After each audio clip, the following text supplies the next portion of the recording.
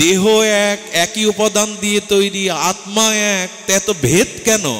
আমি অসৎ আপনি সৎ কেন? আমি পতন হচ্ছি আপনি উদ্ধার হচ্ছেন কেন? সংসারে জগতে, ব্যবহারিক জগতে আপনার মনুষ্যত্ব, মানবতায় আপনাকে পরিচয় করিয়ে দেবে ভগবানের কিনা আপনি। জন্মের পরে তো বাবাকেও চিনতাম না, যাকে তাকে বাবা বলতাম। মাই বললো ও তোর কাকা, বাবা না। ও তোর দাদু, বাবা না, বাবার বাবা বলে দেয় কিনা। মানে বাবা মার সাথে নিয়ে আসিনি, বিয়ে করে এসেছিলাম তো জন্মাবার সময়, বউ নিয়ে এসেছিলাম, বউ বর নিয়ে এসেছিল। এখনই মরে গেলে এই পৌষের শীত, অজ্ঞানের শীত মানবে না, ওরা উঠানে নামাবে আপনাকে। এর কারণ আমরা নয়, ভাগবত বলছি শুনুন। রাধে রাধে কৃষ্ণ ভক্ত বৃন্দ, হরিকথা 705 চ্যানেলটি সাবস্ক্রাইব করুন। ভাগবত কি বলছেন? ভাগবত বলছেন ওই ন কুত্রাচিত কাপি দুরস্থিতা মতি। এরকম মূল্যবান কথা যদি লিখে নিতে পারেন। আচ্ছা, আমার মন বিষয়ে গেল না বিষয় আমার মনে এলো, কোনটা? পরস্ত্রীর প্রতি ভাবনাটা আমার মন পরস্ত্রীর প্রতি গেল না পরস্ত্রী আমার মনের মধ্যে এলো, কোনটা? সহজে উত্তর দেওয়া যাবে না। আমার মন দিল্লিতে গেল না দিল্লি আমার মনের মধ্যে এলো? এটি উত্তর দিতে গিয়ে 10 বার ভাবতে হবে। দার্শনিকরা বলেছেন, সুধীজন, দিল্লি এত বড় শহর আমার মনে ধরবে কি করে? এর উত্তর কি জানেন? এখানে এই যে মেমোরিতে যারা পাঠ তুলছে না, মেমোরিটা কত ছোট, অনেক ছোট, কিন্তু ওতে দিল্লি, বোম্বে, কলকাতা অনেক কিছু টিভির মাধ্যমে আপনি দেখতে পান। ও কি করে ধারণ করলো ওইটুকুর মধ্যে? বলো, ওর মধ্যে একটা প্রযুক্তিগত ধারণ ক্ষমতা প্রযুক্তিবিদরা দিয়ে দিয়েছে। এখন দিল্লিতে না গিয়েও ঘরে বসে পদ্মায় ভেরসি, নিমতলা, দিল্লি, বোম্বে, কাশী, গয়া দেখতে পান কিনা? বাবা পেছনে কষ্ট হচ্ছে, বসো, ওইখানে বসে যা পারো তুলো। আমার কি মনে হয় জানেন, এরপরে পাঠে যত মানুষ না আসবে, মোবাইল বেশি আসবে, যন্ত্র বেশি আসবে। আমার মনে হয় যন্ত্র আমাদের থেকে উত্তম। ও কেমন তুলে রাখে, ভুলে যায় না, আমরা তুলে রাখতে পারি না। এখন ওই মেমোরিতে আপনি দিল্লি, বোম্বে দেখতে পাচ্ছেন, এই ভেরসি, নিমতলা অনুষ্ঠানটা তুললে ওতে পরে দেখতে পাচ্ছেন। তেমনি আমাদের মন আর ওই বিষয় চিন্তা কোনটা আগে পরে, এর ব্যাখ্যা ব্রহ্মাও করতে পারেনি। কে করতে পারেনি? প্রজাপতি ব্রহ্মা। যে বিষয় চিন্তা আমার মনে এলো না মন বিষয় চিন্তাতে গেল। ব্রহ্মার পুত্র চতুর্ষণ, সনক, সনন্দ, সনাতন, সনত কুমার, এরা প্রথম অবতার। এরা পিতা ব্রহ্মার কাছে বলেছিল, পিতা বলুন মনে বিষয় চিন্তা এলো না মন বিষয়ের মধ্যে গেল? ব্রহ্মা উত্তর দিতে পারেনি। উত্তরের আশায় তিনি ভগবানের ধ্যান করেছিলেন বহু বছর। ভাগবতে কেন আসতে হয় জানেন? আমার জীবনের সব কিছু জানা নেই, কোনটা মঙ্গলের পথ, কোনটা কল্যাণের পথ, আমি আমার বুদ্ধিতে যতটুকু জানি ওটা যথার্থ জানা নয়। তাই শাস্ত্র আর সাধুদের চরণে বসতে হয়, তারাই পথ দেখিয়ে দেয়, এই পথটা কল্যাণের, এই পথটা মঙ্গলের। সব কিছু আমাদের জানা নাই। আমাদের পথ চেনাবার জন্য শাস্ত্র, সাধু মহাজনগণ আসেন আমাদের দুয়ারে, তারাই আমাদের যথার্থ সত্য সুন্দর মঙ্গলের পথ রচনা করে দেয়, এই পথেই চলো। সে বহু আগে ঋষিরা এই পথের কথা বলেছিলেন। আমার মনে হয় এই শ্লোকগুলো ঘরে সংস্কৃতির সহিত বাংলা ভাবার্থ দিয়ে বাদিয়ে রাখা উচিত। ঋষিরা বহু আগে বলেছিলেন, অ শতমা সদ্গময়া অসৎ থেকে সত্যের পথে এসো। তমসমা জ্যোতির্গময়া, অন্ধকার থেকে আলোর পথে এসো। মৃত্যুম অমৃতম গময়া, বারবার মৃত্যুর পথে না গিয়ে অমৃতের পথে এসো। অবিরাবির্ময়েধি, আর নিজের মনের মধ্যে বিষয় চিন্তাকে পরিহার করে নিত্য নিরন্তর ভগবত চিন্তনকে প্রকাশ ঘটাও। এই মন্ত্র আমাদের জানিয়েছিল, কিন্তু ওই যে ব্রহ্মা তপস্যা করতে করতে তপস্যা ছাড়া ভগবত কৃপার পাত্র তৈরি হয় না। কি বললাম? ধ্যান দিচ্ছেন তো মায়েরা? এক মা চোখ বন্ধ করেই শুনছেন, ভালো, এইভাবে শোনা উচিত। গাঢ়ভাবে কথাগুলোকে গিলছেন, সহজ বাংলায় কথাগুলো গিলতে হবে, কথাগুলো ভেতরে প্রবেশ করাতে হবে। কি বলছেন? তপ, তপ মানে তপস্যা। তপ বানানটা কি? ত প। তপ মানে তপস্যা। এবার শব্দ উল্টে দিন। তপ শব্দটা উল্টালে কি হয়? পথ। যার তপস্যা নেই তার পতন অবশ্যই হবে। তপস্যা থাকলে সে ঈশ্বরের প্রজ্ঞা জ্ঞান মঙ্গল ধারণ করতে পারবে, ওটাই পাত্র। আর তপস্যা যার নাই, বিপরীতে পথ, অর্থাৎ তার পতন। আপনারা এখানে তপস্যা করতে এসছেন, শীতকে উপেক্ষা করে মাটিতে 2 ঘন্টা নীরবে কথা না বলে হরিকথার দিকে কান মন প্রাণ সঁপে দিয়ে 2 ঘন্টা ক্ষুধা তৃষ্ণা বিনোদন ত্যাগ করে বসার নামই তপস্যা। তপস্যা মানে মেরুদণ্ড খাড়া করে ঊর্ধ্বপদে হেডমুন্ড, এমন না। তপস্যা মানে তাপ সহা। তাপ, সামনে নড়াচড়া করো না, ওইদিকে তাপ সহাকে বলে। এই যে শারীরিক মানসিক কষ্টটা, বিষয় ছেড়ে এখানে বসেছেন, এটাই তপস্যা। আপনাকে ঊর্ধ্বপদে হেডমন্ডে ঝুলতে হবে না। তাপকে সহ্য করার নাম তপস্যা। যার তপস্যা আছে ওইখানে ভগবানের কৃপার পাত্র আছে। তপ যার, এসে এখানে অনেকেই ঘুমাচ্ছে, অনেকের দিকে তাকিয়ে দেখুন, আর শরীর নিতে পারছে না, নরম বিছানা দরকার, আর এখন শীতের সময় একটু গরম কাপড় দরকার, তোষক লেপ। এরা তপস্যার জন্য আসেনি। তপ যার নেই, উল্টালে তপ নেই তো পতন হবেই। আজ পর্যন্ত তপস্যা ছাড়া কেউ কিছু পেয়েছে, একটা প্রমাণ দিতে পারলে এই আসন থেকে নেমে যাব। এখানে মন প্রাণ উজাড় করে শারীরিক কষ্টটাকে স্বীকার করে ভগবত কথামৃতের জন্য উন্মুখ হওয়াই হলো তপস্যা। আর তপস্যাই হলো ভগবান কৃপা করবেন তার পাত্র। তপস্যারূপ পাত্রেই ভগবান তার কৃপা করুণা দান করেন। এই জন্য এখানে এসেও অনেকে নিতে পারে না। একটা মানুষ আর চোখে তাকিয়েছে, আপনাকে সে পছন্দ করে না, অপছন্দের দৃষ্টিতে একটু আর চোখে তাকিয়েছে, এটা 10 বছর মনে থাকে। কিন্তু এখানে হরিকথার এত অমৃত কথা কাল সকালে শুনতে যাবেন, বলতে পারবে না। অথচ অপমানের কথাটা 10 বছর পরেও মনে থাকে। তার মানে তপরূপ পাত্র চাই। যদি তপরূপ পাত্র থাকে ওইখানেই কিছু পাওয়া যাবে। ব্রহ্মা তপে বসলেন, ব্রহ্মার তপস্যায় ভগবান প্রসন্ন হয়ে হংস অবতার হলেন। বলো ভগবান হংস অবতার কি? এটা একটু দিলাম কেন? আমি এরকম দিতে বলি না, দিলাম কেন একটু আড়ষ্ট ভাঙুক। ব্রহ্মার সামনে ভগবান কি রূপে আসলেন? হংস। আচ্ছা, অন্য কোনো প্রাণী রূপে আসতে পারতেন না ভগবান? হংস মানে কি জানেন? হংস মানে বিবেক।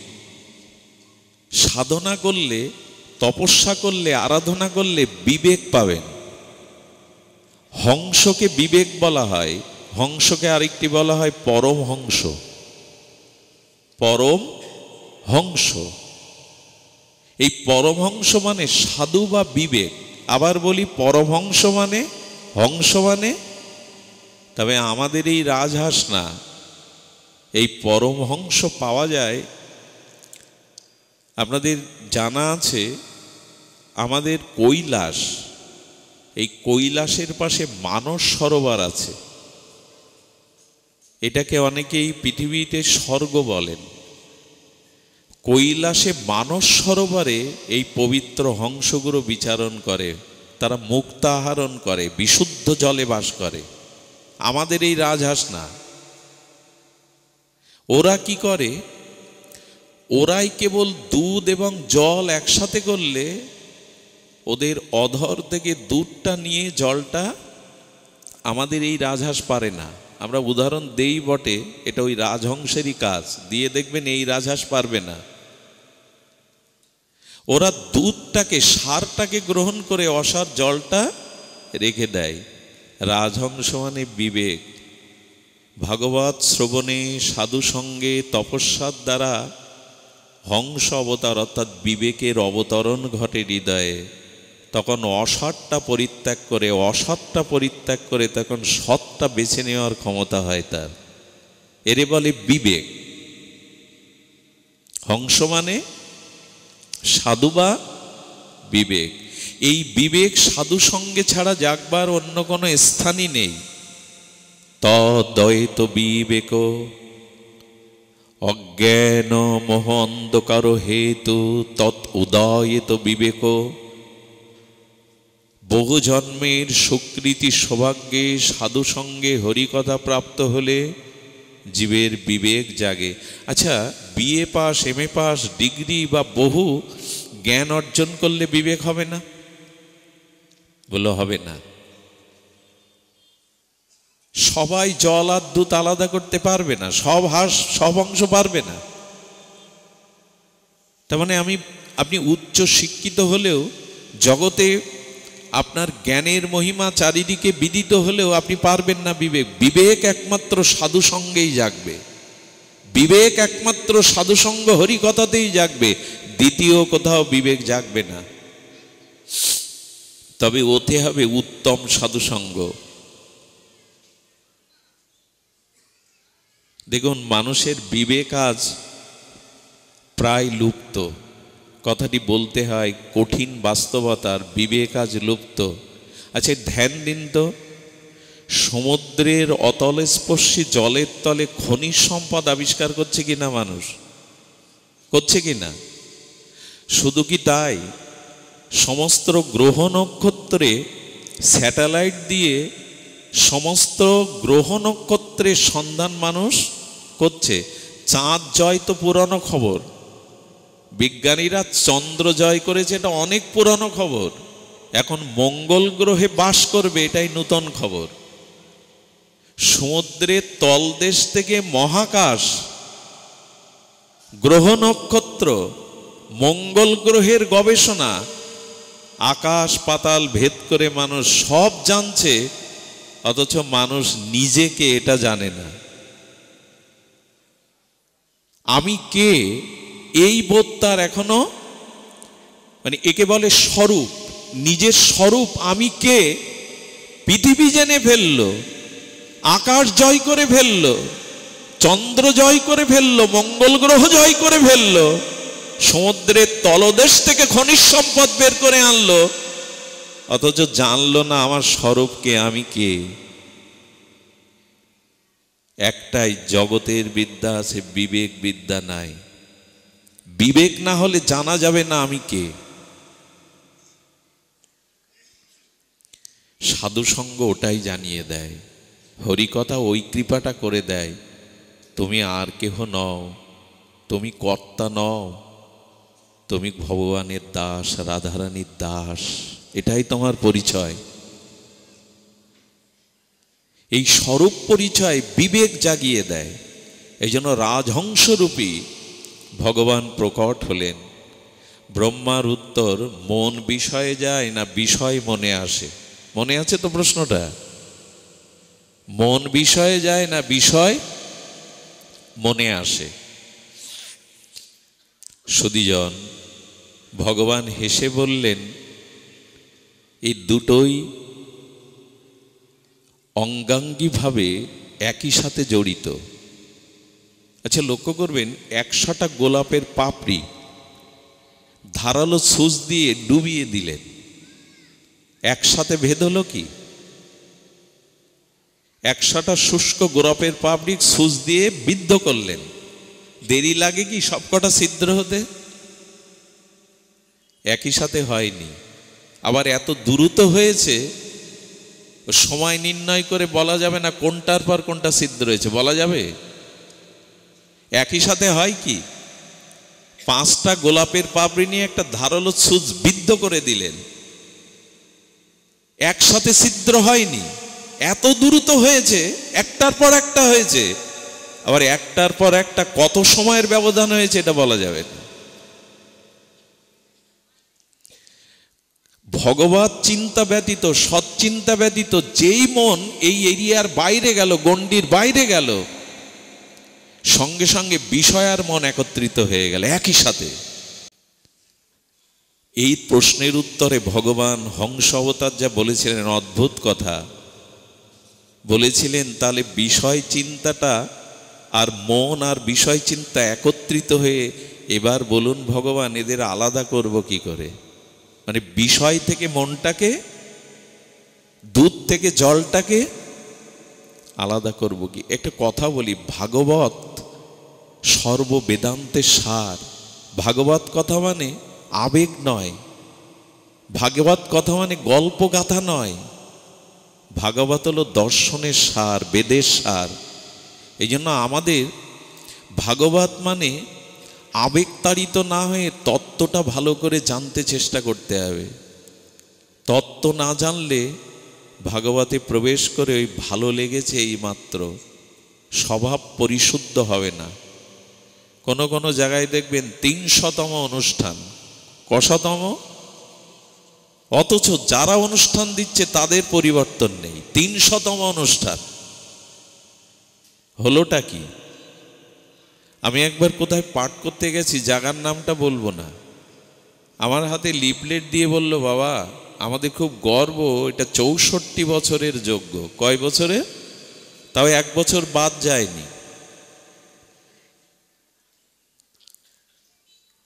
আমাদের অনুষ্ঠানের পর বললেন, বাবা একটু প্রসাদ পেতে হবে।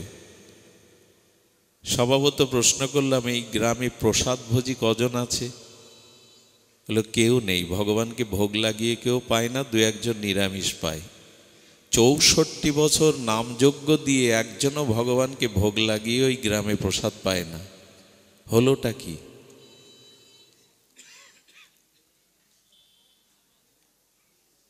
এই জন্য 600তম 500তম পর্ব চলছে, সংস্কার হয়নি। মুখের কথায় হবে, আবেগে হবে। নেচে গেয়ে লাফালাফি দাপাদাপি করে বাইরের আনন্দ হয় বটে, বিবেক জাগাতে গেলে তত্ত্ব অনুসন্ধান করতে হবে। আমরা যন্ত্রের মতো করে যাচ্ছি, অথচ আমাদের স্বভাব সংস্কার যন্ত্রের মতো চলছে। নাম যজ্ঞ অনুষ্ঠান যন্ত্রের মতো। আমি মঙ্গলবারের রাত্রে শরিয়াতপুরে পাঠ করে রাত জেগে ব্রাহ্মণবাড়িয়ায় গেছি, ওখান থেকে কসবায় গেছি। বলে, নিজের ঢাক পিটাচ্ছ কেন? অন্য কথা বলো। ঢাক পিটাচ্ছি না, ওইখান থেকে সারা রাত জেগে ফিরে এসে আবার এসছি, অনুষ্ঠান তো বাদ নেই। মাঝে মাঝে নিজেকে প্রশ্ন করি, এত যে ছুটছ, কোথায় ছুটছ? কোন লোককে ছুটছ? কাদেরকে জাগিয়েছ তোমরা? তোমাদের আসরে বসিয়ে বড় মালা দেয়া হয়, বড় বড় করে তোমাদের উপাধি বলা হয়, কাকে জাগিয়েছ? কজনকে জাগিয়েছ?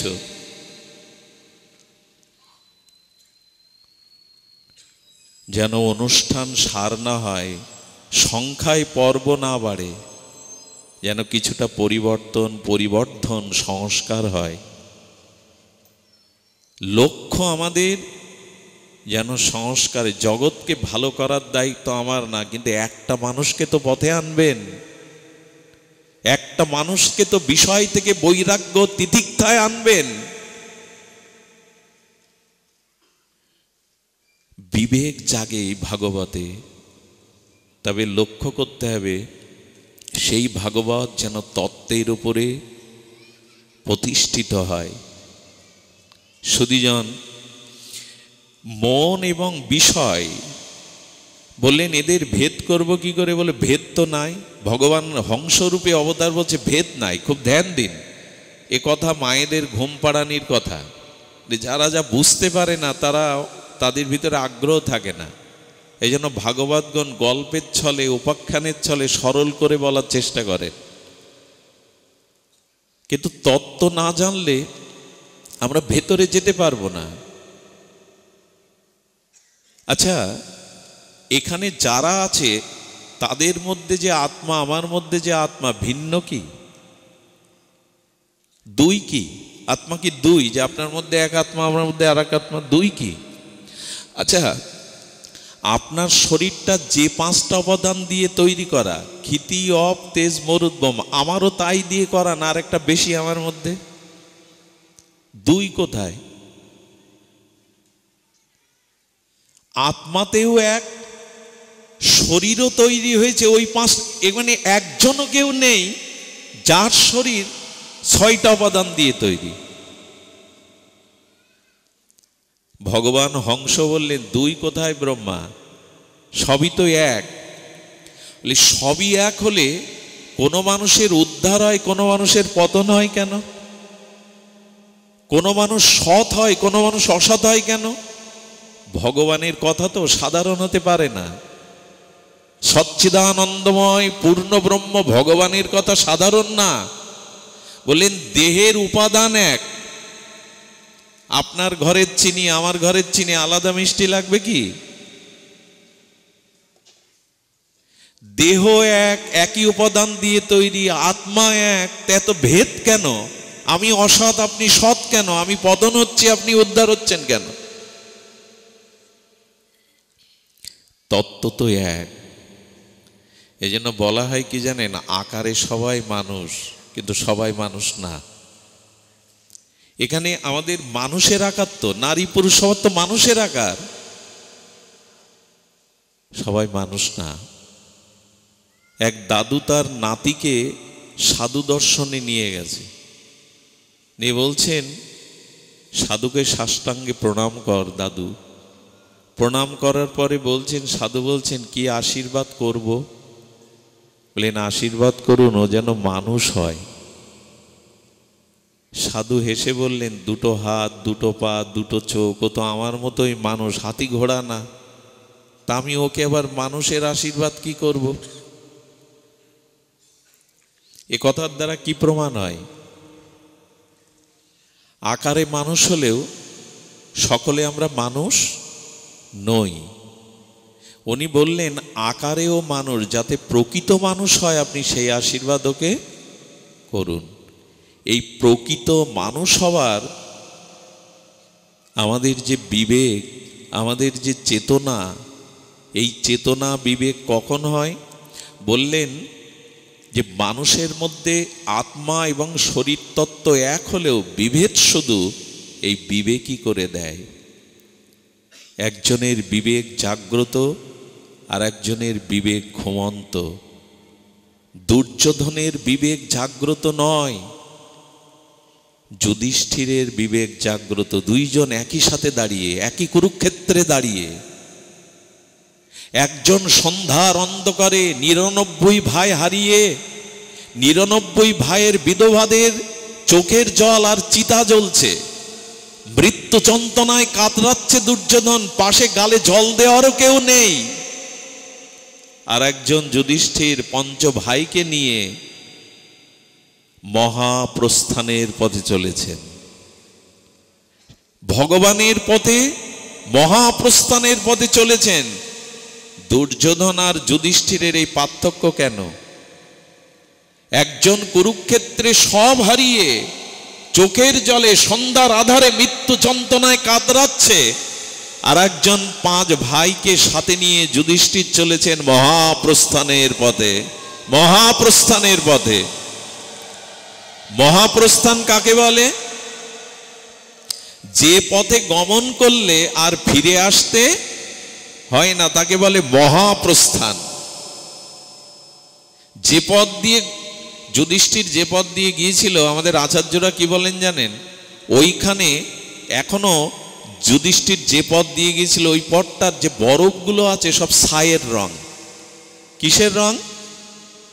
শুভ্র ছাইয়ের রং, চারিদিকে যেন ছাইয়ের গাদা। আচার্য বললেন কেন জানো? কামনা বাসনা বিবেক দিয়ে চরিত্র দিয়ে যারা পুড়িয়ে ছাই করতে পারে তারাই ওই পথে যেতে পারে। ভোগ বাসনা প্রবৃত্তি বিবেক চেতনা দিয়ে যারা পুড়িয়ে ছাই করতে পারে তাদের ওই পথ। দুর্যোধনের ওই পথ নয়, ও কাতরাচ্ছে মৃত্যু যন্ত্রণায়। ভীমের গদার আঘাতে উরু ভেঙে ছটপট করছে মৃত্যু যন্ত্রণায় অন্ধকারে। ওগো বিবেক জাগাও, ভগবত চরণে শরণ নাও, নালে দুর্যোধনের মতো রাজ ক্ষমতার থেকে চ্যুত হয়ে অন্ধকারে কাঁদতে হবে সর্বহারা হয়ে। জাগাও, বিবেককে জাগাও। আর জোরে বলেও কাজ কি? জোরে চিৎকার করেও কাজ কি? কাউকে টলাতে পারি না আমরা।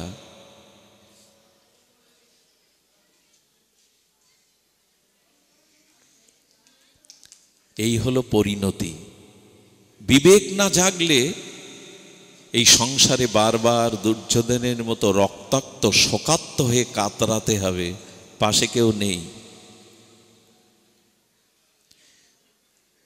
এই জন্য ভগবান বললেন, হংস অবতার বললেন, ব্রহ্মা এই দুটি একই সাথে অঙ্গাঙ্গিভাবে জড়িত। তবে শোনো, এই সংস্কার নিয়েই মানুষের উত্থান পতন, কল্যাণ অকল্যাণ হয়। তবে ব্রহ্মা দ্বিতীয় প্রশ্ন করলেন, প্রভু মন বিষয়ের সাথে মেশে কেন? খুব ধ্যান দিয়ে শুনুন, জানি না এই প্রসঙ্গ কেন এলো। মন আর বিষয়ে মিশলো কি করে, আর এদের আমি ভেদ করব কি করে? এই প্রশ্নের উত্তরে দুটি কথা, বেশি সময় নেওয়ার অধিকার নেই, আসতেও বিলম্ব হয়েছে। শুনুন, মিশলো কেন? এই যে বিষয় আর মন একীভূত হলো কখন, হলো কেন? এর উত্তরে বলছেন, শুনুন, এর উত্তরে বলছেন একীভূত হয়েছে দুটি কারণে। একটি হলো অহমতা আর একটি হলো মমতা। কি বলা হলো? অহমতা আর মমতা, এই দুটি মন আর বিষয় মিশে যাওয়ার কারণ। অহমতা হলো এই দেহ আমি, অহমতা হলো এই দেহ আমি ভগবানের নিত্য দাস নয়, এই দেহ আমি বিল্বমঙ্গল, এই দেহটা আমি। এই রক্তমাংসের পিণ্ড দেহে আমি বুদ্ধির নাম হলো অহমতা। অহম যে আমি, আমিটা অহমতা। আর এই দেহের সাথে যে যুক্ত স্বামী স্ত্রী পুত্র, ওরা আমার, আমি এবং আমার। অহমতা আর মমতা এই কারণেই বিষয় আর মন একসাথে মিশে গেছে। আমি আমার, দেহ আমি, আর দেহজাত সম্পর্কে স্ত্রী পুত্র আমার। আচ্ছা, এরা কি আপনার? একথা আমরা সবাই বলবো ঘাড় নেড়ে, কেউ কারো নয়। ও তো গানে বলি, সংসারে কি করি? বিজয় সরকারের গানে হেলে দুলে গাই, এই পৃথিবী যেমন আছে তেমন ঠিক রবে, সুন্দর এই পৃথিবী ছেড়ে একদিন, খুব হেলে দুলে গায়। যতই হোক জমিদারি, ঘড়ি ট্যান্ডেস্টার, সাথে কিছু যাবে না, কেমন হিলে দুলে গায়। এখানেও ঘাড় নাড়ি, কেউ কারো নয়, কিন্তু বাড়ি সংসারে এক হাত জায়গা ভাই ভাইয়ের জন্য মামলা যখন করে, এক হাত জায়গার জন্য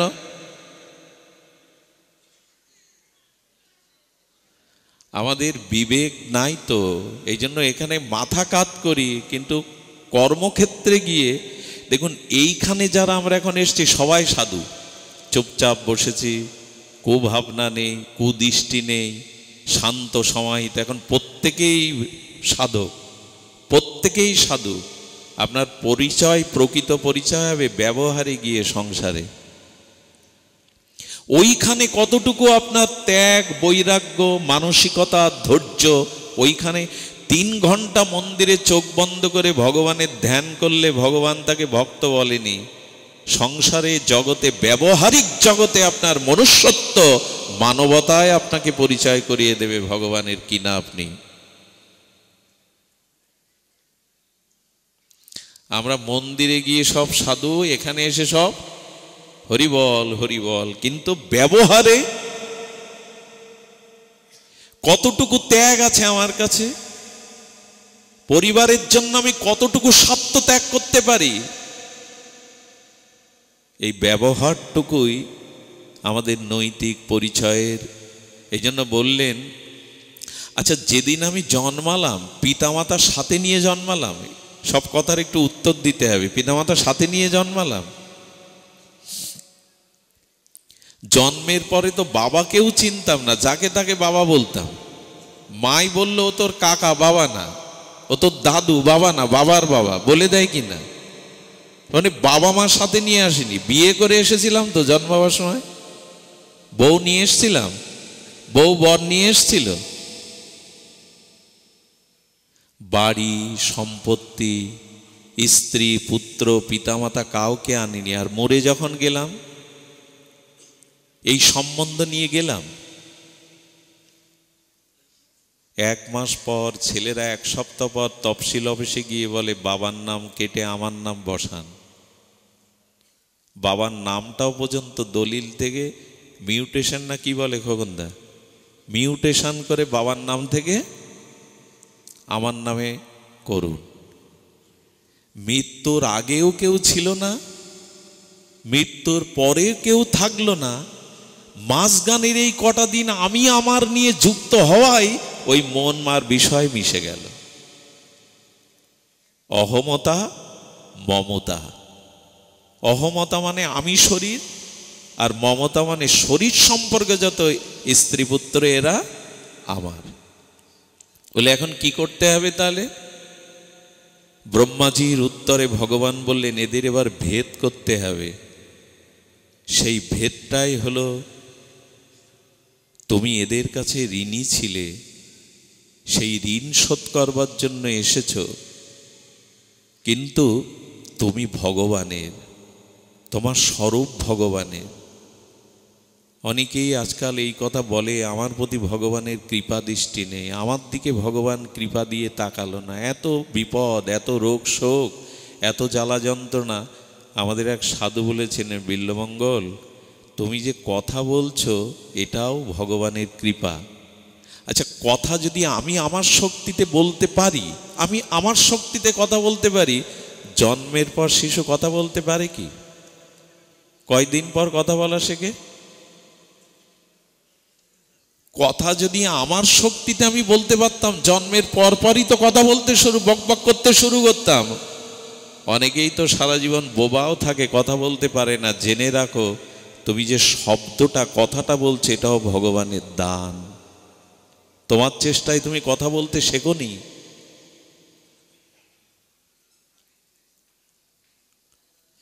একটা বিষয় যদি ভগবান তুলে নিত, শুধু মায়ের বুকের দুধটা, অধিকাংশ সন্তানগুলো রুগ্ন। আজকে এত রোগ শোক কেন বাচ্চাদের? একটু ঠান্ডা লাগতে পারে, আর মা ঠাকুরমারা ঠান্ডায় ফেলে তুইয়ে মানুষ করেছে। বুকের দুধটা ঠিকভাবে পাচ্ছে না বাচ্চারা। ওই দুধের মধ্যে 6টা উপাদান ভগবান দিয়ে রেখেছে। এই জন্য পৃথিবীতে, সে আমেরিকা, নিউজিল্যান্ড বলুন, কটু দুধের গায়ে লেখা থাকে মায়ের দুধের বিকল্প। কেন? এত প্রযুক্তি দিয়ে মায়ের দুধ তৈরি করতে পারবে না? মায়ের দুধটা তুমি তৈরি করতে পারবে না, এত কিছু তৈরি করছো। বলে ওটাই তো ঈশ্বরের দান, ওইটা অন্য কেউ করতে পারবে না। পারবে ডাক্তারবাবু? মায়ের দুধের বিকল্প হবে? ওটা নষ্ট হয় না। কতটুকু উপাদান ওতে দিলে ওই সন্তানের জীবনী শক্তি, রোগ নিরামক ক্ষমতা জাগবে, এটা ভগবান জেনে রক্তের মধ্যে ওই দুধটা দিয়ে দিয়েছে। এই ভগবান আপনার প্রতি কৃপা করছেন না? এই ভগবান আপনার দিকে তাকাচ্ছেন না? এই জন্য ভগবান কৃপার ডালি নিয়ে বসেছেন, শুধু পাত্রের অভাব। পাত্র বলতে ওই বিবেকটার অভাব, তপস্যার অভাব, যেখানে ওনার কৃপাটা রাখবেন। সুধীজন, এই জন্য বললেন আমি এবং আমার, এই হলো সর্বনাশের মূল কারণ। দেখুন অদ্ভুত এই জগৎ। আমি আমার করতে করতে মরার সময় কি করি জানেন? হরিদাস ঠাকুর মরার সময় গৌর চরণটা বুকে নিলেন আর নয়ন প্রভুর নয়নে দিলেন, দুই হাত দিয়ে বৈষ্ণবের চরণধুলি অঙ্গে মাগলেন, আর শ্রীকৃষ্ণ চৈতন্য বলতে বলতে দেহ ত্যাগ করলেন। আমি কি করব জানেন? আমি মৃত্যুর সময় বিছানা বালিশ আগড়ে ধরব। দেখবেন মানুষ মরার সময় যে খাটে থাকে, বিছানা থাকে, এরকম আটকে ধরে, মুট করে ধরে।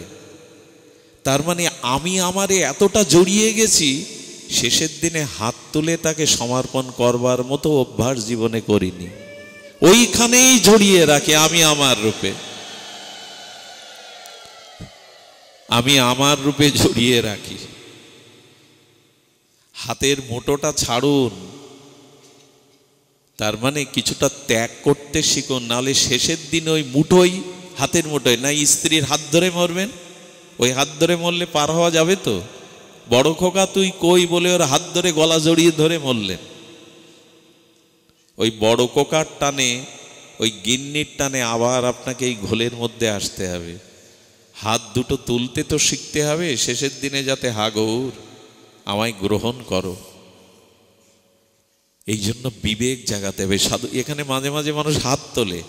আচ্ছা, এইভাবে যদি সপ্তাহে 2-3 দিন সাধু সঙ্গ করে হাত তোলা অভ্যাস হয়, শেষের দিনে এই অভ্যাসটা কাজে লেগে যেতে পারে। আর হাত তুললেন মানেই উনি হাত বাড়িয়ে দেবেন, হাত তুললেন মানে উনি হাত বাড়িয়ে দেবেন। বিছানা আগড়ে ধরি, আমি যাব না, আমি যাব না। জম শুনবে তো আপনার কথা যে তুমি যাবে না? এই জন্য এই বিবেক যার জেগে যায়, সে ভগবানকে বলতে শুরু করে, প্রভু আমার শেষের দিনে পিতা নয়, মাতা নয়, স্ত্রী নয়, পুত্র নয়, নয়নে হেরিব তোমার ও চন্দ্র বদন। হ্যাঁ, নয়ন হেরিবে তোমার ও কমল বদন, আর জিহ্বায় উচ্চারিব শ্রীকৃষ্ণ চৈতন্য নাম, এই মতো ইচ্ছা মোর ছাড়িব, হৃদয়ে ধরিব তোমার ও কমল চরণ। এই দেখুন ভক্ত কি বলছে, হৃদয়ে ধরিব তোমার ও কমল চরণ, নয়নে হেরিব তোমার ও চন্দ্র বদন। আমাদের হবে তো মৃত্যুর সময় এইটা বলতে পারবো তো, প্রভু আমার নয়ন ভৃঙ্গ দিয়ে তোমার কমল বদন মধুর রস পান করব, আর আমার হৃদয় দিয়ে তোমার চরণ দোকানা আতুলো রাঙা চরণ দোকানা জড়িয়ে ধরবো, আর জিহ্বাকে বলবো শ্রীকৃষ্ণ চৈতন্য বলো, শ্রীকৃষ্ণ চৈতন্য বলো, কৃষ্ণ বলো। পারবো তো? এই পারার জন্যই বিবেক জাগাতে হবে। আমি আমারটা একটু দূরে রাখতে হবে। এরা প্রকৃত আমি এবং আমার এই শব্দটি নাই। তখনই ব্রহ্মাকে এই হংস অবতার বললেন যে অহমতা এবং মমতা যেদিন দূর হবে আত্মজ্ঞান বিবেকের দ্বারা, সেই দিনই তুমি এই বিষয় থেকে মনটা আলাদা করতে পারবে। খুব ক্ষুদ্রভাবে যদি বুঝি আমরা, দুধ আর জল মিশিয়ে দেন, মিশবে কি না? আধা লিটার দুধ, আধা লিটার জল, ক্রিয়াজাত করে মাখন করুন, জলে ছেড়ে দেন। ওই দুধ থেকেই মাখন করে জলে ছেড়ে দেন, মিশবে তো? ভাসবে, ডুবাতেও পারবেন না। দুধ থেকেই তো মাখন এলো, অন্য কিছুতে এলো না। একটা পরিক্রিয়া করে দুধটাকে মাখন করলেন, এবার ছেড়ে দিন, ডুবাতে পারবেন না। কথাটি হাত জোড় করছে, একটু ধ্যান দিন। কেন বিবেক জাগানোর দরকার, কেন সাধুসঙ্গ হরিকথা হরিচিন্তা করার দরকার? ওই মাখন আর জলে মিশবে না। তেমন বিষয় আর বিষয় চিন্তা আমাদের মিশে যায়। যাদের তপস্যা আছে, যাদের সাধুসঙ্গ আছে, যাদের হরিচিন্তন আছে, যারা বিবেককে জাগাতে পেরেছে, তারাই কেবল মনের থেকে বিষয়টাকে আলাদা করতে পারে। এই হলো সমাধান। আচ্ছা, একটা মজার ঘটনা দেখেছেন? নদীতে, সাগরে, পুকুরে মরা মানুষ ডুবে মরে না জ্যান্ত মানুষ ডুবে মরে? আর মরা মানুষ, এই যে কেমন একটা চিন্তা করলে একটা কিরকম ঘোল পাকিয়ে যায় না? জ্যান্ত মানুষ যদি ভাসে তাহলে আর মানুষ মরতো না। বেটা মরে গিয়ে ভাসলি, জ্যান্তে ডুবে মরলি কেন? এর উত্তর কি? জ্যান্ত মানুষ ডুবে মরছে, অথচ যেই মরল সে ভাসতে শুরু করলো, কুল পেল, ভাসতে ভাসতে কুলে গেল। আমাদের আচার্যরা কি বললেন জানেন? বিজ্ঞান কি বলেছে আমি জানি না, আমি মূর্খ। তবে আমাদের আচার্যরা বলেছেন, এই আমি আমার, এই অহমতা মমতা যেদিন মরবে সেদিন সংসার আর ডুবাবে না। সংসার সেদিন তোমাকে ভাসিয়ে ওই কুলে নিয়ে যাবে। অহমতা মমতা যেদিন ডুবে মরবে সেই দিন তুমি ভাসবে, এর আগে ভাসতে পারবে না। আমি আমার, চারিদিকে দেখুন এই দুটোই শব্দ, আমি আমার। আমি কে জানিস? এই অনুষ্ঠান আমিই করেছি।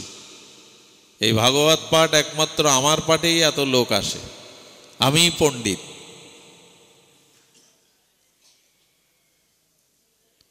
আমি এবং আমারকে ডুবিয়ে দিন, তবে ভাসতে পারবেন, তবে আর জল আপনাকে ডুবাবে না। আর কিছুটা সময় সৎ কাজে, সদ্ভাবনায় 60 দিন একেবারে সংসারে পোকার মতো ডুবে থাকবেন না, বেরোন। এখনই মরে গেলে এই পৌষের শীত, অজ্ঞানের শীত মানবে না, ওরা উঠানে নামাবে আপনাকে। এই সংসার কেমন জানেন? বুধাটায় আমাদের এক, তাকে সাদা পিসিমা বলতাম, এত টুকটুকে সাদা, দেখতেও কেমন ছিল। আমাকে খুব আদর করতেন, আশীর্বাদ করতেন। একদিন পাঠ থেকে রাত 1টার সময় শুনলাম মারা গেছে পিসিমা। নিজের পিসিমা নয়, পাড়ার। তার মুখখানা দেখার জন্য গিয়ে কি দেখলাম জানেন? আমার খুব বাস্তব অভিজ্ঞতা। দেখলাম উঠানে তুলসী তলায় শোয়ানো রয়েছে, কাঁথা দিয়ে ঢাকা। এখানে কেউ নেই কেন? আমি দেখলাম ওই মৃত পিসিমার মাদুরের সাথে একটা সুতো টানানো। ওই সুতোটা ওনারতে ছুঁয়ে রাখতে হয়, পাশে থাকতে হয়, কিন্তু শীতের দিনে ছেলেরা আর ওই উঠানে থাকতে পারছে না, এই জন্য বারান্দাতে সুতাটা ধরে শুয়ে পড়েছে। এরই নাম জগৎ। আপনার স্ত্রী, কোনো পুরুষের স্ত্রী মারা যাক, সবার কথা বলছি না, ওই চিতায় যখন পোড়ায় না, পুরনো স্মৃতিগুলো কুরে কুরে খায়। ঘরে এনেছিল তো কত মধুময় স্মৃতি। তখন একটু বুকটা ডুবরে কেঁদে উঠে বলে, আর কাউকে ভালোবাসবো না। 6 মাস যেতে পারে না, সুর বদলে যায়, একাকী বাঁচা যায়, আবার একজনের হাত ধরে তাকে ঠকায়। এর নাম জগৎ, এর নাম জগৎ। এই জন্য আমি আমার, এর থেকে একটু বেরিয়ে আসুন, সংসার থেকে একটু গতাগতি বেরোন।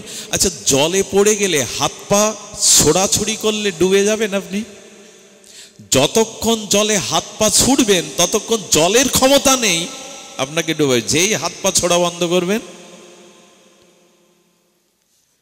যতক্ষণ এই সংসারে আমি আমার বাইরে এসে একটু মানুষের কল্যাণ চিন্তা, সৎ চিন্তা, ত্যাগ, বৈরাগ্য দ্বারা ছুড়ে দিতে পারবেন, কিছুটা ছুটতে পারবেন এই সংসারে, মায়াময় সংসারে, সাগরে, ততক্ষণ সংসার আপনাকে ডুবাবে না।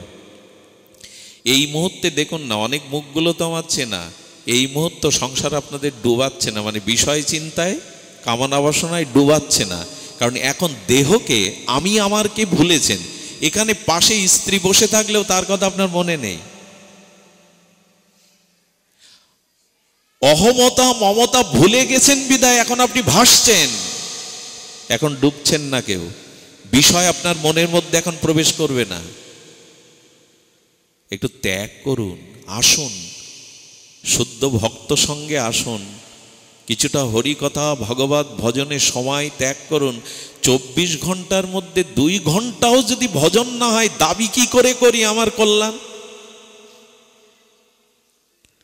অন্তত 2 ঘন্টা হরি কথা ভজনে কাটাবেন।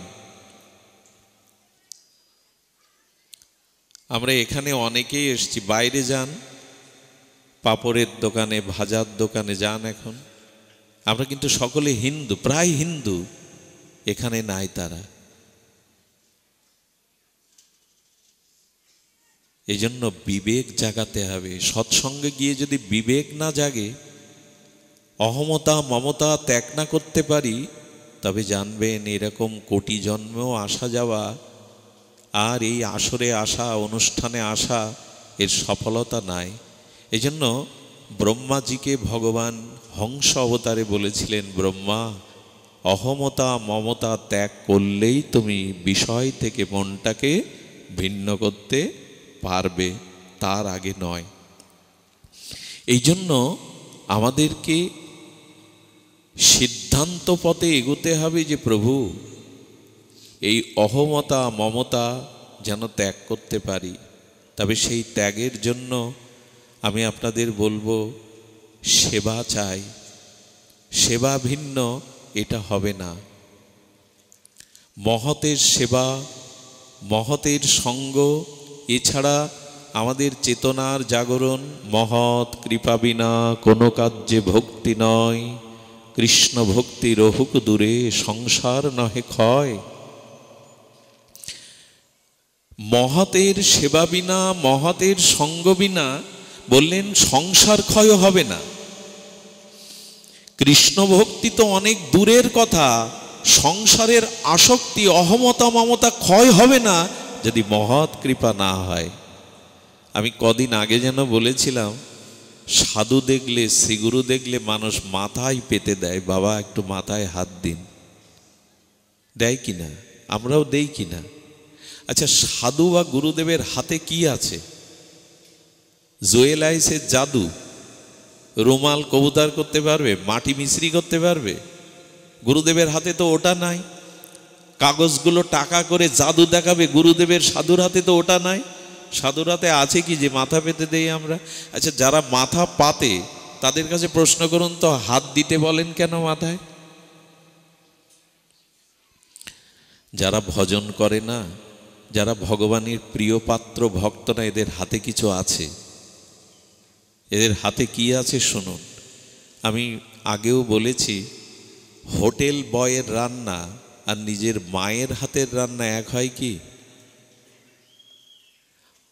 যারা সংকটে পড়ো, সমস্যায় পড়ে সময়ের অভাবে বেশি হোটেলে খায়, এদের মনোবৃত্তি অনেক নিচে নেমে যায়।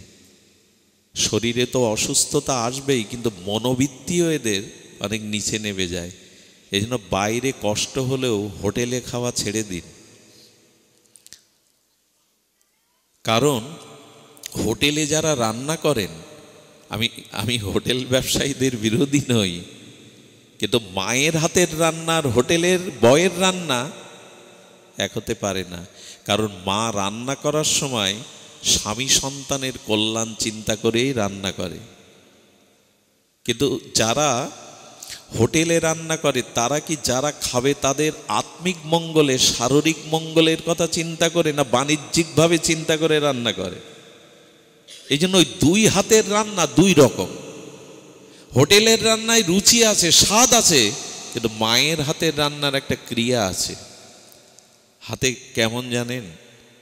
রোগ শয্যায়, হাসপাতালের শয্যায় যখন ছটপট করি, তখন স্নেহময়ী মা যদি মাথার উপরে হাত রাখে না, বাবা এই তো আমি আছি, ওই হাতে না অর্ধেক যন্ত্রণা কমে যায়। ওইখানে হাতটা ওই রোগশয্যায় মা যদি স্নেহবৎসলা মা যদি হাত ডাকে, খোকা এই তো আমি তোর কাছে আছি, কমে যায়। সাধুর হাতে কি আছে জানেন? এই নবদ্বীপেই বংশীদার বাবাজিকে সেবা করতে, বংশী সেবা করেছিলেন এক সিদ্ধ বাবাকে। ঘর দুয়ার ছেড়ে দীর্ঘ 25টা বছর ছোটকাল থেকে গুরু সেবা করেছে। নবদ্বীপে একবার বন্যা হয়, সেই বন্যা জলময় হয়ে যায়, আশ্রমের জল ওঠে, একটা খাটের উপরে আর একটা খাট দিয়ে গুরুদেবকে ওর উপরে রেখে দিয়েছে মশারি টানিয়ে। 3 কিলোমিটার দূর হতে মাথা হতে শুদ্ধ জল বয়ে আনে, কাঠ কুড়িয়ে এনে ওই খাটের উপরে একটু রান্না করে ফুটিয়ে তুলসী পাতা দিয়ে গৌর গোবিন্দকে দিয়ে গুরুদেবকে হাতে তুলে খাওয়ায়। 3 মাস বন্যার জল ছিল সেবার নবদ্বীপে। এই 3 মাসে গলা সমান মাজা সমান জল আনতে আনতে ম্যালেরিয়া হয়ে গেল বংশীর। 15টা দিন এই ম্যালেরিয়া রোগে ভুগেছে, গুরুদেবকে বলেনি। আচ্ছা, গুরুদেবকে কি জানতে পারেনি? পেরেছিল, বলেনি। কেন জানেন? যদি বলি গুরুদেব ডাক্তারের কাছে পাঠিয়ে দেবে, সেবা করতে দেবে না। একটা জীবন ক্ষয় হোক না গুরুদেবের সেবায়, এই ভেবে যখন চোখে জাল পড়ে গেল, খাটের উপরে পড়ে গেছে, শেষ নিঃশ্বাস ত্যাগ করবে, চোখ দুটো উদ্ধ হয়ে গেছে, গুরু মহারাজ বললেন, বংশী, বংশী, কে আমায় জল এনে দেবে? কে আমায় ফুটিয়ে দুটো গৌর গোবিন্দের প্রসাদ দেবে? বংশী, আমায় ছেড়ে চলে যাচ্ছিস? কথা বলার শক্তি নেই। দেখলেন যে অন্তিম সময়, বংশী তুই যেতে পারিস না, বংশী, বংশী আমায় ছেড়ে কোথায় ফেলে রেখে যাবি? সঙ্গে সঙ্গে মালাটা হাতে নিয়ে ওর মাথায় হাত দিয়ে বললেন, আমার কাছ থেকে কেড়ে নেওয়ার ক্ষমতা জমেরও নেই, বংশী ওঠ, ওঠ বংশী ওঠ, জমেরও সাধ্য নাই তোকে আমার কাছে, ওঠ বংশী ওঠ। বংশীর মুহূর্তেই, এগুলো জাদু না, বংশী মুহূর্তেই এই তপশক্তির প্রভাবে উঠলেন, দিব্যি সুস্থ হয়ে গুরুদেবের সেবা করতে লাগলেন। এক বৃন্দাবনে শিষ্যকে দেখে গুরুদেব বললেন, ওরে তাড়াতাড়ি আয়, দেরি করছিস কেন? মাথায় হাত দিয়ে আশীর্বাদ করে বললেন, ওই বৃক্ষের তলে বসে নাম করবি, নাম বিরাম দিবি না, নাম বিশ্রাম দিবি না, যা নাম কর। সারাদিন না খেয়ে না দিয়ে গুরু আজ্ঞায় নাম করতে করতে যখন সন্ধ্যা সমাগত, পৃথিবীর বুকে অন্ধকার নেমে আসছে, তখন দেখছে সামনে একটা ঘূর্ণাবর্ত ঝড়ের মধ্যে এক বিকটকায় মূরতি, মহাকাল মূরতি ধরে ওখানে ঘূর্ণিপাকে ঘুরছে। বললেন, কে তুমি? বললেন, আমি কাল, মৃত্যু, তোমার শেষ সময় আমি নিতে এসছি। বলে, নিতে এসছো তো দাঁড়িয়ে অপেক্ষা করছো কেন? বলে, গুরুদেবের আশীর্বাদের হাত আর হরিনাম তোমার কাছে, এই জন্য আমি ঢুকতে পারছি না তোমার মধ্যে, আমি অপেক্ষা করছিলাম কখন নাম বন্ধ দেবে। ওই যে গুরুদেব মাথায় হাত দিয়ে নামের কৃপা করে দিয়েছে, জম ফিরে গেল, চরণে প্রণাম করে বললেন, বাকি জীবনে যে কটা দিন বাঁচবি রে, এই আয়ুটা ভগবান তোকে, নাম প্রভু তোকে দিয়েছে, নামের পেছনে কাটিয়ে দে। আজকেই তোর কাল ছিল, আজকেই তোর শেষ সময় ছিল। একবার বিহারে আশ্রমে গেছে একজন শিষ্য, মহৎ গুরুদেব বললেন, বড় লোকের ছেলে আশ্রমে সেবা করতে পারবে? বলো, পারবো গুরুদেব। বলে, যাও, আশ্রমের যত ল্যাট্রিন বাথরুমগুলো আছে সারা রাত জল ঢেলে পরিষ্কার করো, বড় লোকের ছেলে, আমি যখন ডাকবো তখন আসবে, এর আগে এই শৌচ, এই পরিষ্কার পরিচ্ছন্নতা বিরাম দেবে না। সারা রাত যখন ভোরের পাখি ডাকলো, ব্রাহ্মমুহূর্ত হলো, তখন ঢুলে ঢুলে পড়ছে। গুরুদেব এখনো বলল না, এখনো বলল না আমাকে বিশ্রামে যেতে। ভোরের আলো ফোটার সাথে সাথে ও বলছে, দেখি গুরুদেব আমাকে জাগিয়ে আমাকে বাথরুম পরিষ্কার করতে বলে ঘুমাচ্ছে কিনা। এসে দেখে গুরুদেব নাম করছে আর পায়চারি করছে। গুরুদেবও সারা রাত ঘুমায়নি। ভোরের আলো ফুটলে কি বলেছিল জানেন? যা রে, মশারিটা টানানো আছে, ঘুমাতে যা। যেই মশারি উঁচু করেছে, বিষধর কাল সর্প ফনা বিস্তার করে ওর মধ্যে অপেক্ষা করছিল। ওর ছুটে গিয়ে গুরুদেবের চরণে পড়লেন। কাল সর্প, কালই সর্পযোগেই তোর মৃত্যুযোগ ছিল। মহতের সেবা, ভক্ত সেবার কারণে তুই আয়ু ফিরে পেলি। যা। ওদের হাতে, ওদের মধ্যে এই শক্তিগুলো ভগবান কৃপা করে দিয়েছেন। সাধুদের হাতে শ্রী গুরুদেবের ওই করুণার শ্রীহস্ত। দেখবেন মানুষ যখন খুব শোকে কাতর হয় না, খুব বিরহে কাতর হয়, তার শ্রদ্ধার অতি প্রিয়জন যদি এসে তার মাথায় হাতটা দেয়, অনেক সান্ত্বনা পায় সে, অনেক সান্ত্বনা পায়। এই হাত সাধুদের কৃপা, এই যে চরণ এবং হস্ত সাধুদের, এই সাধারণ নয়। একই মানুষের মতো আকার হলে কি হবে? ওদের চরণ ধুলি, ওদের চরণ ধৌত জলে ভক্তির সাধন শক্তি মিশানো আছে। ছোট্ট একটা দৃষ্টান্ত দিয়েই পাঠ সমাপ্ত করি, যে সাধুর চরণে আর হাতে কি আছে। হাতে তো বললাম, চরণ ধুলিতে কি আছে জানেন? আপনাদের মনে আছে কালিদাস, ঝড়ু ঠাকুর, ঝড়ু ঠাকুরের কাছে কালিদাস একটা পাকা আম নিয়ে গেছে। শুধু পাকা আম নিয়ে যায় না, যেখানে যেখানে বৈষ্ণব চাল ডাল সেবার বস্তু মাথায় করে দিয়ে আসে। এই সেবাটাই হলো ধর্ম। সেবা যেখানে নাই, কিছুই নাই। তো জেনেছে ঝড়ু ঠাকুরের কাছে যেতে হবে। একটা জ্যৈষ্ঠী মাসের দিন পাকা আম এনে, অমৃত আম এনে বলছেন, আমি এই আমটি এনেছি, যদি একটু ঠাকুর সেবায় বৈষ্ণব সেবায় লাগে। এই জন্য গাছের প্রথম ফল, বাড়িতে উৎপাদিত কোনো সবজি শুদ্ধ বৈষ্ণবের হাতে দিবেন, যাতে ওটা ভগবানের সেবায় লাগা যায়। উনি নিয়ে গেছেন। এখন নিয়ে যাওয়ার পরে কেউ কাউকে প্রণাম স্বীকার করছে না। ঝড়ু ঠাকুরকে কালিদাস প্রণাম করতে গেলে বলছেন, আমি হীন, আমি পামর, আমি অধম, আমার নাম নিলে তার পুণ্য হয়। খবরদার, এটি করবেন না। বরঞ্চ আপনি এসেছেন পরম বৈষ্ণব কালিদাসের চরণে প্রণাম করতে গিয়ে হাত জোড় করে বলছেন, আমি পামর, আমি অধম। দেখুন, এই হলো দৈন্য। কেউ বড় হতে চাইছে না, কেউ কারুর চরণ ধুলি দিচ্ছে না। আমটা স্বীকার করলেন, এত কষ্ট করে এনেছেন, গোবিন্দের সেবায় লাগবে। আমটা গিন্নিকে দিয়ে বলল, এটা সেবায় লাগিয়ে দাও। এরপরে কি করলেন জানেন? কালিদাস মনে করছে এসেছিলাম, কিন্তু সাধুর চরণ ধুলিতে ছাড়া তো ভক্তি নেই, কিছুই তো পাবো না। এই জন্য বলছেন, আচ্ছা চলুন না একটু কথা বলতে বলতে, ইষ্ট কথা বলতে বলতে সামনে যায়। কারণ যেখানে দাঁড়িয়েছিল ওটা বারান্দা, ওখানে ধুলা নেই। এই ছল করে, কথা বলার ছল করে, হাঁটতে হাঁটতে উঠানে যেখানে ধুলা পড়ে আছে, ওইখানে এসে ওনাকে দাঁড় করিয়েছে। অনেকটা ছোটবেলায় ফিরে যেতে হয়।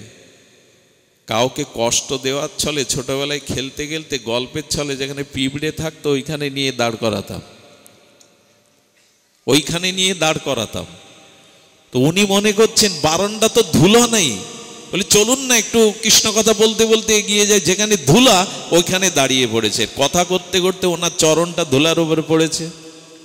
কি বলবো, যেই ঝড়ু ঠাকুর ঘরে ফিরে গেছে, ওই ধুলাতেই গড়াগড়ি দিয়ে বলছে, হে বৈষ্ণবগণ, হে মহাত্মাগণ, এই চরণ ধুলার মধ্যেই ভগবত ভক্তি আছে।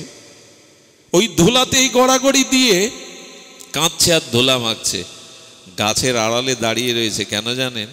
ঝড়ু ঠাকুরের ভোগ হলো আমটা ভগবানকে, গৌর গোবিন্দকে, গুরুদেবকে সেবা লাগিয়ে স্বামী স্ত্রী ওই আমটা পেতে পেতে ঝড়ু ঠাকুর আমের আটিটা চুষছে।